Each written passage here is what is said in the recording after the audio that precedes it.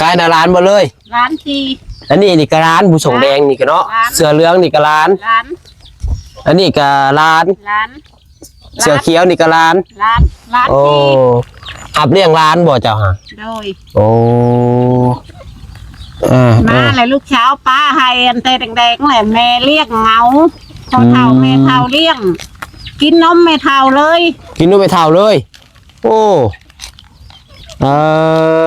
ผู้ชายนี่ลูกแม่เพิ่นได้สับไปใส่เจ้าซื้อยังครับบอกอูบอกจ้ะ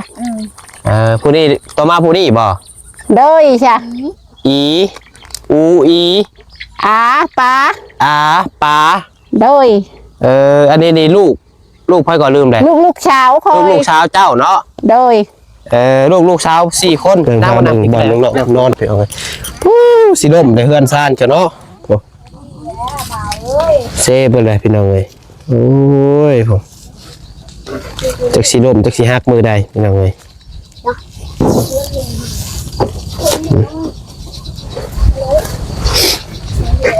ใช่ครับบอนนอนเจ้านอนอยู่นี่เลยบ่โอ้นอนจะคนอยู่นี่2 คนน้องยังได้สนอนอยู่ใช่น้องหลาน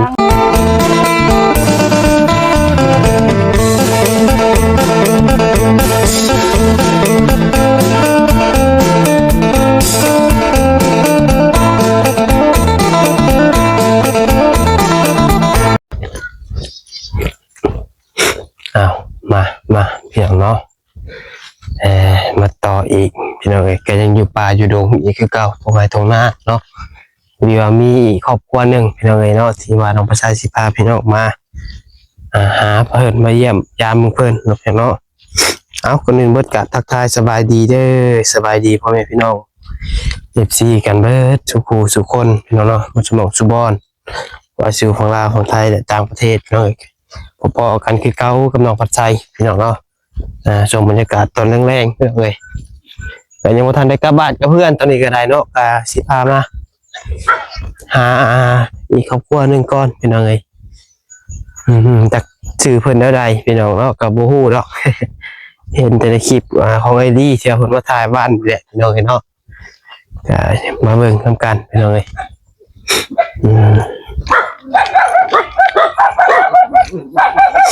ใช่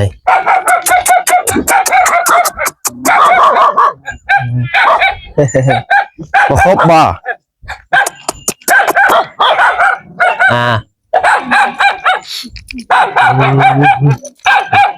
สมาชิกหลายเนาะ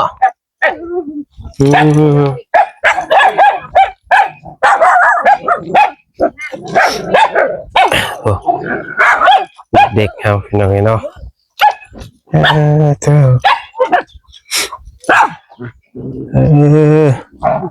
ใช่อยู่กันจะค้นเลยนี่กินบ่ขนมกินสบายดีก่อนไว้ถุงมือสบายดีอ้าวอ้าวโอ้มืออย่าเพื่อนเลยลูกเนาะมืออย่าเพื่อนเนาะมืออย่าเพื่อนเลยอ้าวตัวเอาบ่เป็นการเราซื้อมาโบราณอย่างเนาะใช่ครับใช้ลูกหมดเลยบ่นี่ลูกอันนี้ล้านลูกน้ำล้านน้ำบ่ล้านน้ำลูกชาวลูกเลี้ยงล้านกะบ่มีพอชุมหลานนี่บ่มีพอคือว่าในนั้นพอครับป้าแม่แยกทางกันพอหันเอาเมียใหม่แล้วแต่ชุมนี้หันคอยเลี้ยงแต่ละน้อยนี่ร้านมาเลยบ่3 คนบ่ร้าน4 คนใช่อีมึงยิงใช่ผู้ยิงได้ไปใช่เลย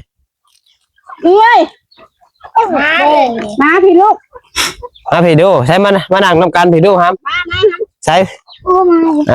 สีคอร์มานั่งมานั่งเรียนกันมานั่งใกล้กันพี่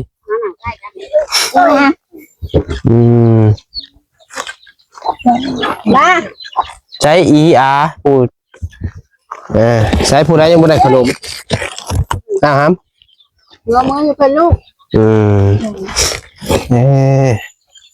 มา ใช่ไหมพี่ดูละ มา เถอะยังเนาะโอ้ผู้ยิ่งบ่ผู้นะ มึงยิงมาหนัง นั่งพี่ก็ได้นั่งก็ได้นะ หนังใช่ นั่งใกล้ไม่ตู้นั่งก็ได้ ใช่ได้ลูก เจ้าหายเบิ้ลเลยเจ้าพิเศษ แล้วมึงจะทำอะไรลูก เมืองพี่น้องเนาะแป๊บหนึ่งเด้อ เลย โอ้นั่งเรียนสลายเลยใช้ลูกเจ้าผู้ใดแม่ลูกกับผู้ใหญ่ฮัน2 คนบ่กายนาร้านบ่เลย ร้านที อันนี้ก็ร้านผู้ส่งแดงนี่ก็เนาะเสื้อเหลืองนี่ก็ร้าน ร้าน อันนี้ก็ร้าน ร้าน เสื้อเขียวนี่ก็ร้าน ร้านร้าน โอ้ ที อับเลี้ยงร้านบ่เจ้าฮะ โดย โอ้มาเลยลูกเช้าป้าให้อันเตแดงๆแหละแม่เรียกเงาเขาเท่าแม่เท่าเลี้ยง กินนมแม่เท่าเลย กินนู่นไปเท่าเลย โอ้แม่เพิ่นได้สับไปใช้น่ะ แม่ไปหาเงินมาใช้หนี่ค่าข้าวหมู เด้อขอโทษได้ไหมเด้อ โดย ขอโทษแม่แหละไปหาเงินมาใช้หนี่หมูหลับเงินหมูชื่อข่าวชื่อน้ำยำนั่นถูกยากลูกเอ้ย โดยเจ้าเลี้ยงหมดเลยบ่ เลี้ยงหมดเลย นับแต่ข้าวสารอาหารแห้งรวมเจ้าเบิด อยู่น้ำคอยหมดพ่อแม่เบิ่นบ่ได้วนวายมีแต่คอยนี่แหละคอยกับพ่อเฒ่า โดยผู้นี้นี่แม่เพิ่นไปไสเกาะ ไปทำงาน อยู่ไส อยู่ไทยพุ่นแหละลูกเอ้ยไปน้ำถูกน้ำยากนี่แหละ ทำงานอยู่ไทย เอ้ย วันผู้นี้เด้ซะลูกผู้เดียวกันบ่ ลูกแม่เดียวหมด ลูกแม่เดียวเบิด4 คนเนี่ย โดยลูกแม่เดียวหมด ผู้ใดเป็นเอื้อยผู้ใดเป็นอ้าย ผู้ชาย ผู้ชายนี่ลูกปกเพิ่น โดยลูกปก เจ้าชื่อหยังครับ บอก อู โดย บ่ จ้ะ ผู้นี้ต่อมาผู้นี้บ่ โดยจ้ะ อีอูอี อาปา อาปา โดย อันนี้นี่ลูกพ่อยก็ลืมเลย ลูกเช้าคอย ลูกสาวเจ้าเนาะ โดย ลูกสาว4 คนนั่งมานั่งผิดก็ได้ไหมนั่งผิดนะ มานั่งที่ลูก นั่งกันไปตู้ผิดไว้เงี้ยไม่เท่าพี่ พี่มานั่งนี่ ปัดผู้นี้ได้สามผู้ลูกเจ้านี่ชื่อได้ครับ ซื้อเฮือย เฮือย โดย ผู้น่ะเด้ น้อย น้อยเฮือยน้อย โดย เพิ่งเดินลายใหม่ก่อนพี่น้องเนาะอูอี อา อา ปา ปาแต่ละคนพี่น้องเนาะ เลี้ยงหลาน แสดงว่าเจ้านี่หับภาระทุกอย่าง โดย นับแต่เลี้ยงลูกพร้อม โดย เลี้ยงลูกบ่พ่อเลี้ยงหล้างอีก โดยเลี้ยงลูกใหญ่แล้วเลี้ยงหลานมาต่อ เผ็ดน้ำพรานถูกเลี้ยงหลาน หัวเพียงหัวเลยเนาะ โดยลูกคอยหันได้ลูกครูปี เจ้าฮะ ลูกคอยนี่ลูก ลูกของ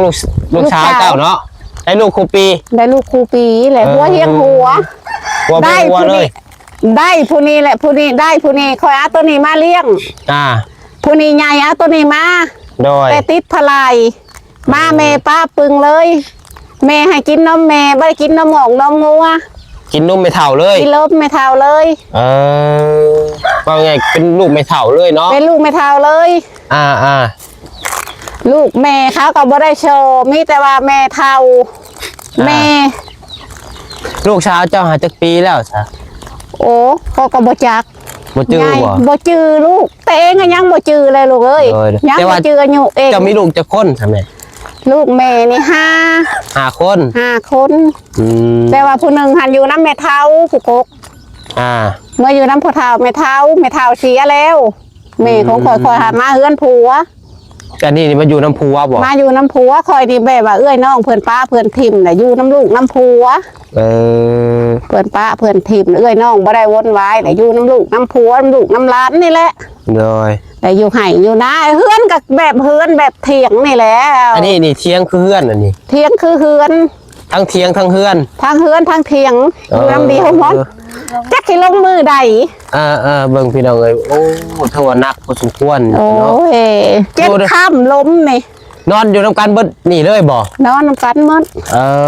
ใช้บ่อนอยู่บ่นอนได้สับ นอนอยู่ตารางนี่แหละลูกอ่ะ นอนอยู่ตารางนี่ โดย ให้จะนอนเทิง ชุมลูกชุมนี่นอนน้ำแม่เท้านอนน้ำแม่นี่ฮะกับตัวน่ะตัวใหญ่คือนอนเถียงกับหลาน ชุมแม่นอนตารางนึกคำว่าจักสิลงทับเองมือใด ขอโทษพี่น้องเพื่อนก็ซ้ำขอไก่เนาะ โดยเห็นน้ำความ สิเซมสิล่ม ข่าวก็ได้ข่าวเช้ากระชบลูกเอ้ย ได้ข่าวเศร้าก็สอบ โดยไอ้นากับแบบนี้แล้วนี่นาโคก กันดินหน้านี่กับของที่เจ้าเองบ่ พร้อมกับลูกกับผัว ดินผัวสั้นๆ ดิน เนาะ ผัว ดิน ผัว เขาเฮียนอยู่บ่ บ่ได้เขาฉามโมไลตีแล้วออก บ่มีไปข่าวเลย บ่มีไผข่าวเลยโมไลตีหมู่ชามกันไลตีลังเถื่อกับผู้ใหญ่ไลตีเด็กน้อย แล้วให้ชุมเพิ่นออกโมไลแต่โรงเรียนมาเจนฮอดนา โอ้ แล้วให้เขาออกยันหมู่หญิงลงน้ำลงไหน เมื่อไงถามจะเดินเป็นยังหมู่จังไรตี โมไลตี มันเพื่อนไปตีเพิ่นก่อนบ่ บ่จ้ะบ่เฮ็ด เพิ่นตั้งกันไล่ตีนี่ หมู่ตั้งไลตี เป็นยังไงเพิ่นจังไรตีคนเราต้องมีเหตุผลได้จังไรตี หมู่ลังเถื่อหมู่มาเห็นกับหมู่ไลถือค้อนถือแชไลแต่ว่าเขาค่ะบ่เคยเฮ็ดกับไผ แต่ว่าผู้นี้บ่เคยตีไผเนาะบ่ เขาบ่เคยเฮ็ดกับ จะ ไผ หมู่หันแล่นไล่ตีตลอด หมู่ไลตีตลอด ก็เลยออกโรงเรียนบ่ได้เข้าซ้ํ เรียนใบข่าวเลย ชุมขาเบาแก้วมาว้านในการชุมเพื่อนว่าเขาหยอกขอมาหุงกับใครใครเอาแม่ว่ะโทรชุมเพื่อนว่าแม่ไปหากินมาเห็นชุมเพื่อนว่าแม่เอ้ยว่ะชุมเพื่อนมาสัมภาษณ์ตะเฮาได้แม่เห็นแต่กูกับโบจักลูกเอ้ยว่าไปหากินในซ้ำนี่แล้วมาหอดวานนี่แม่ว่ะเอาเขียดเขาบาแก้วเนี่ยได้แม่ว่ะได้ยีดอกลูกเอ้ยว่ะลุงเปิดออกไปชงอยู่ทางขอบใจเพิ่นได้ลูกเด้อว่ะแต่ละมื้อเจ้าไปหาอยู่หากินได้ หาอยู่หากินหากบหาเขียดนี่แหละลูกเอ้ยค้าขายพอได้ชื่อบักผิกมักพายชื่อต้มขนมให้ลูกชายหลานหามันนี่หันไปหาคุดน้ำไก่พอได้มาเลี้ยงลูกเลี้ยงหลานพอได้4 คนนี่พ่อแม่ก็ยังเบิดบ่ยังพอเพื่อนหาเต้าเมียใหม่แล้วโอ้แยกทางแล้วแยกทางกันแล้วโอ้แสดงว่าแม่เพิ่นตอนนี้โสดบ่คือว่าโสดเป็นแม่ห้างโสดแม่ห้างแล้วผัวแม่ห้างลูก4โดยเอาแต่ตัวน้องลูกนี่ผู้ใหญ่จักปีชื่ออยู่บ่ค่อยบ่จักบ่ฮู้คือกันค่อยบ่ฮู้ฮอดบ่10 ปีแล้วยักเลยฮอดพี่น้องเอ้ยเนาะนี่4ไอ้น้องพี่น้องเนาะผู้อ้ายนี่ประมาณนึงกันสิฮอดก็10ไปเอา10โอ้ยนั่นก็มัน8 ปีบ่อันนี้ก็6 ปี3 ปีมาเลยลูกจะเฮ็ดลูกมันสิบุญ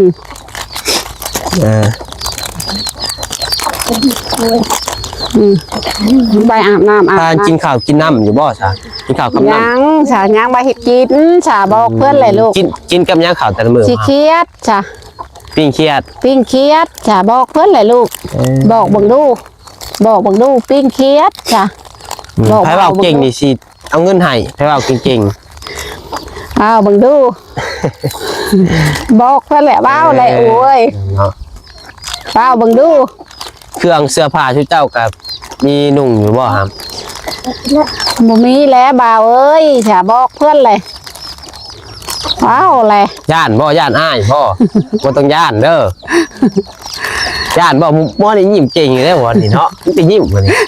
ยิ้มตลอดดอกเขินบ่เฮ้ยเขินบ่โดยแหละโดยเพื่อนล่ะที่แหละน้องๆเพิ่นก็บ่ได้เอาหามุงเฮียนบ่ได้รับการศึกษาพี่น้องๆก็สิโดยเป็นยังไงก็สิว่าแนวใดเนาะ น้องอีเนาะเนาะ น้องอีสะโดยเพิ่นล่ะลูก นี่ยังก่อนนี่ สะ บ่เอาพูดดีได้ อู อูเนาะ อูอี อูอีโดย สี่พี่น้องพี่น้องเนาะก็คือว่า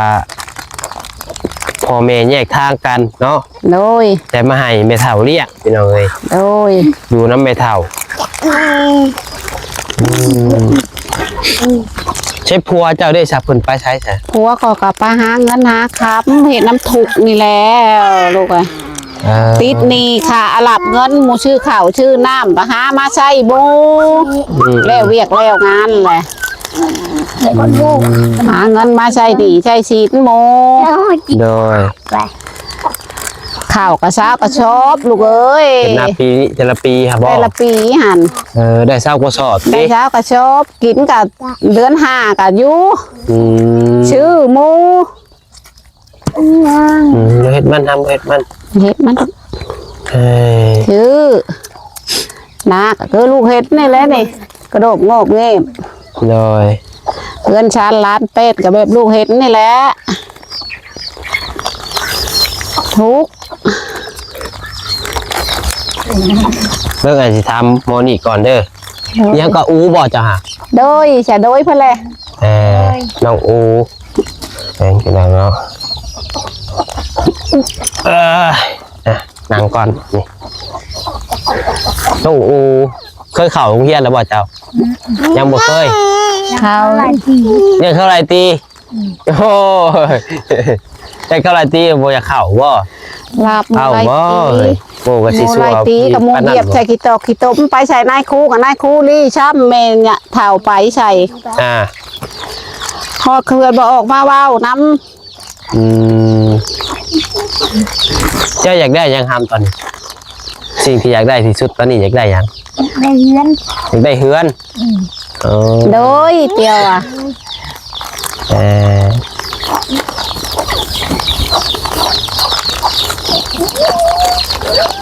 อย่างนี้เนาะหัวเพียงหัวเลยลูกหลานครับก็ได้ ไปกัน กูนั่นเล่นหน่อยชุดเนาะ โดย น้อยกูในเฮือน โดย นอนนี่ใส่คุ้งกด เอาเมีย พวกนี้อีกได้หาเลยเนี่ย เจ้าจือบ่อายุตัวเองสักปี บ่จื้อ บ่จือครับ บ่จื้อ แล้วผู้นี้น่าจะบอกชิดปลายผู้นั้นนี่เนาะ โดย พระไปเนาะบอกมาเกี่ยวนี่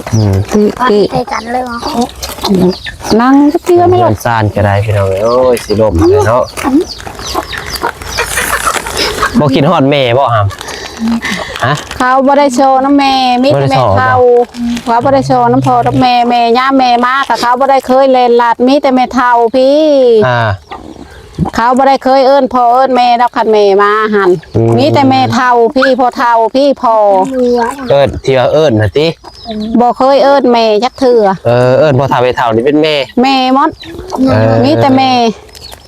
บางใหญ่กับเจ้า เอามาเลี้ยงแต่น้อยๆเลย แต่น้อย 4 คนนี่ได้ 4 แต่ ค เกิด น ปุ๊ แต่เมื่อเกิดคอยเอามาเลี้ยงแบบว่าพ่อแม่เขาบ่ได้วนวาย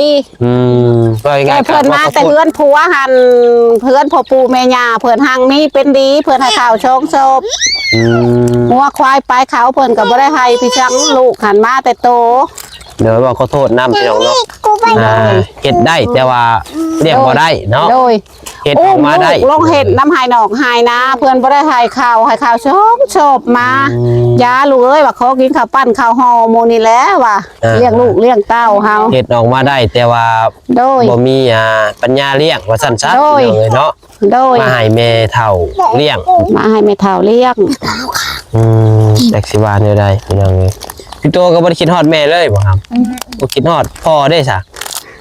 เคยเห็นหน้าพ่ออยู่บ่ เคยเห็นอยู่จ้ะเพื่อนปากแค่เขาก็บ่ปากใจใหญ่พอยืนเงินให้ก็บ่ยอมเอาใดเขาเกลียดพอเขาปะ แต่ว่าพ่อนี่มาหาอยู่บ่พ่อนี่ พ่อบ่เคยมาหาจักเทื่อกันเฮ็ดยามบุญยามศีลยืนให้ลูกบ่ยอมเอาเงิน อืม หลักอายว่ะ หลักอายและหลักอายพ่อผู้มี เอา แต่ บ่ถูกแล้วบ่หัน แต่พ่อมีเงินมีคำอยู่บ่ มีอยู่มีกับเพื่อนไทยเขาบ่เอาใด เออ บ่เอาบ่เคยเอาจักเทื่อ ชุบน้อยก็บ่ยอมเอาแบบเขามีใจเครียดกับพ่อเขาพอปู่แม่ย่าเอิ้นใช่เขาก็บ่ปาก โดย เขาบ่ยอมปากนำพ่อปู่แม่ย่าได้คันบ่มีแน่ชื่อแน่หาบ่เข้าฮอดบ้านอยู่แต่ให้แต่นา อยู่แบบสี่แล้วติ โดย ตากระดิน อยู่น้ำไห้หนองไห้นากลางคืนมาอุ่นน้ำเขา เขาเป็นคนบ่ญาติ บ่ได้ย่านหยังเนาะ บ่ญาติคืนนี่ก็มืดเลยเมืองเอาหม้อหัวโคมอยู่บ้านพาลี่อยู่ไห้อยู่นา ยังไงเนาะข้าวกินให้เรือจักชอบแต่ตอนนี้ไหม เช้า เรือเช้าชอบ เช้าชอบ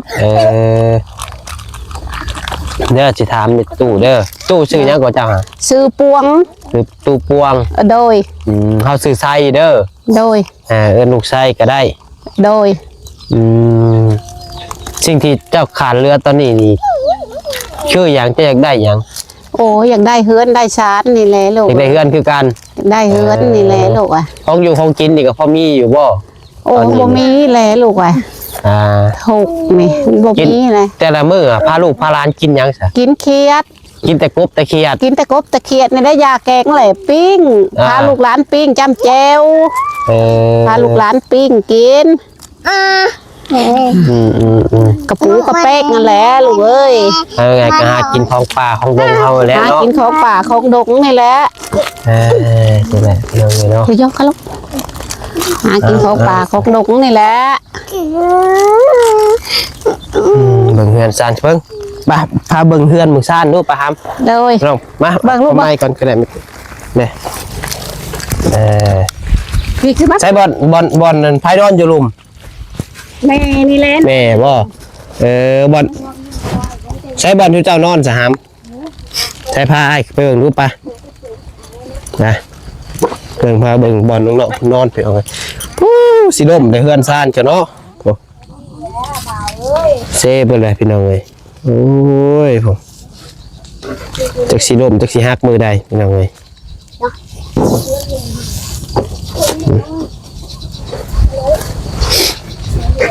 ใช่ครับบอนนอนเจ้านอนอยู่นี่เลยบ่โอ้นอนจะคนอยู่นี่2 คนน้องยังได้สนอนอยู่ไทยน้องหลานหรือนอนอยู่ตาราง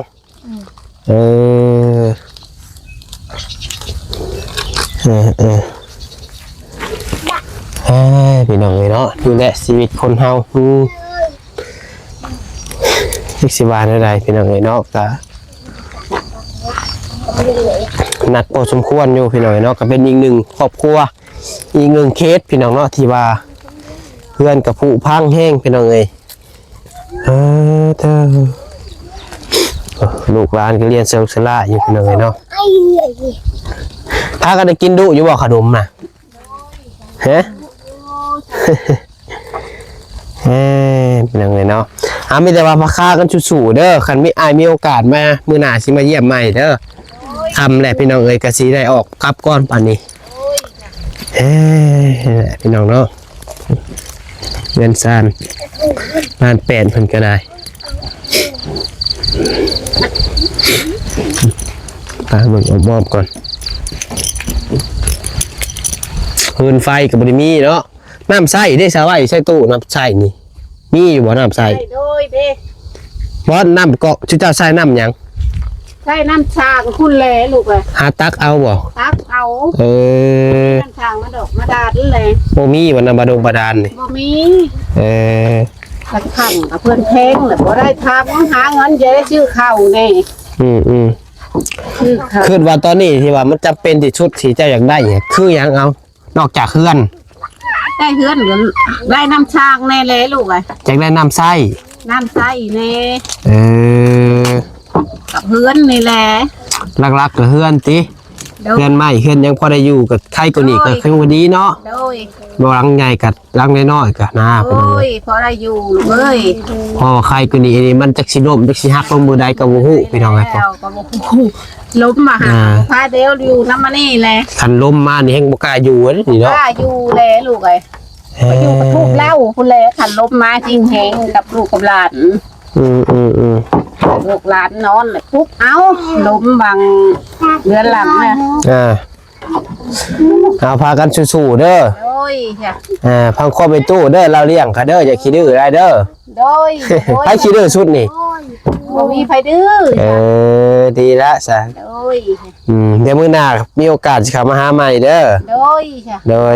นางน้อย ไปพี่น้องเนาะมีแต่วันนั้นแหละพี่น้องเอ้ยกะมาถ่ายมาหาทำเบิ่งพี่น้องเพื่อมีผู้รักผู้ใหญ่อยากช่วยเหลือทางครอบครัวน้องๆเพื่อนพี่น้องกะบ่แม่นว่าลูกแม่ตู้เพิ่นเบิดได้พี่น้องลูกแม่ตู้เพิ่นน่ะ2คน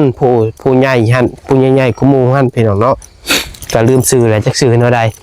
แล้วก็ผู้อีกผู้หนึงกับผู้อีก4คนน่ะเป็นลูกของลูกสาวเพิ่นพี่น้องเนาะเป็นลูกของลูกสาวกะหัวเพียงหัวพี่น้องเอ้ยเนาะกะอีตนอยู่พ่อแม่ก็แยกทางกันอีกพี่น้องเอ้ยเนาะก็ได้เนาะว่าจะคืนอนาคตจักสิเป็นแนวใดพี่น้องเนาะเรือนซานกับสิลมสิเพพี่น้องเอ้ยเอาโอเคเด้อพี่น้องเด้ออยู่ดีมีแฮงบ่สุขสุขคนส่งมันร่ำรวยพี่น้องเอ้ยอย่าเจ็บอย่าจนเฮงๆรวยๆทางมีผู้รักผู้ใหญ่อยากช่วยเหลือทางครอบครัวน้องๆเพิ่นก็ติดต่อมาหาน้องพัดสายได้เนาะก็ยินดีเป็นสะพานบุญให้พ่อแม่ซีทุกคนทุกท่านสำหรับคลิปนี้ลำลาไปก่อนแล้วมืดแล้วพี่น้องเอ้ยเนาะขอกล่าวคำว่าสบายดี